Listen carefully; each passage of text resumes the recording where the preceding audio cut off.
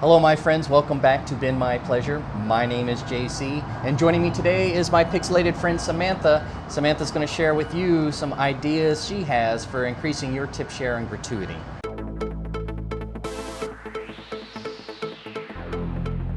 Samantha, welcome back. Thank you very much for joining us for these 3 segments. We've already talked about where you work and how well you work at it. We've discussed the tip share regarding your work as a bartender versus a server. But in general, is there any advice perhaps that you can give to our viewers at home on how they can improve their tip share going forward at work starting tonight?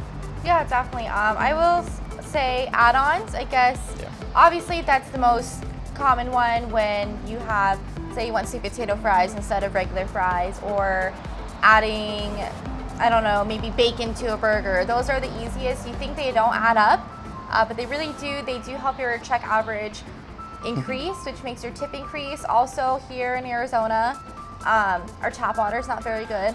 Always offer bottled water. Always offer it. And the best way to say it is, do you want bottled, sparkling, or tap water? And nobody ever wants to, I mean, obviously people still get it, but when you just say the words tap water, it just sounds like something you don't want to drink. Especially again, where I work at, it kind of works out only because a lot of people, excuse me, want that bottled water, and you know, they can take it with them afterwards. So that's definitely a good one. But on the other side of things, some things that I do that aren't really related to the guest per se, when I always give back change to a guest, I always put the highest bills on top. Whatever it is about it, the highest bills on top, they don't want to go all the way down to the bottom to find the ones. That's definitely my thing that I do personally. Okay, yeah. I've noticed that people tip more, generally speaking, if there's 5s on the top rather than 1s on the top. Or I like it. Let's say, obviously too, you want to connect with your guests, especially at the bar top too. You want to learn people's names. Yep. Call them by their names. At first it's kind of weird. Even if you're serving, you know, they know your name. Or let's say you run their car at the end. You always want to say, oh, have a good day, Ken. Have a good day, Megan. It just makes them feel more special. It feels weird doing it the first couple of times because you're admitting you know their name when they never told you their name. But I think that really helps. It makes people want to go back to you, and just be really accommodating. Obviously, be friendly all the time. I know there's plenty of times when I have awful days and I'm not happy and I don't want to be there. I'm tired. I've worked like 3 doubles in a row. It's not your guest's fault. Yeah. So I think, you know, just always putting on a good face, always being there for the guests. I think that's really important. So never say no. I think that's really helped me at my job personally. Right. Never saying no to a guest. I've had this crazy lady one time. She got a burger, and typically I always ask what she wants as her side. We have a few options.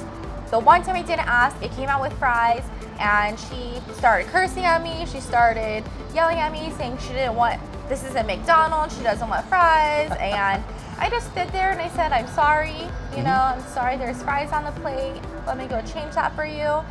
She physically picked the fries up from her plate, put them in my hands, and I walked back to the kitchen with these fries in my hands.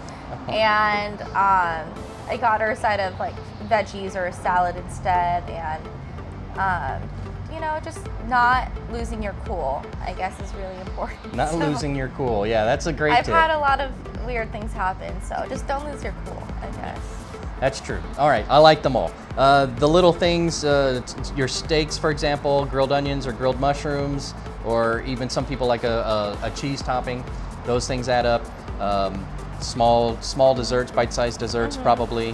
The bottled water, that's a huge one. Yes, in Phoenix, our tap water, Phoenix Finest water, is both fluorinated and chlorinated. Yeah, it's not very good. But I mean, I drink it, but I drink it too. I drink from the tap because it's water. Yeah. but some people can be tricked into it, you know. Well, tricked? How dare you trick our guests?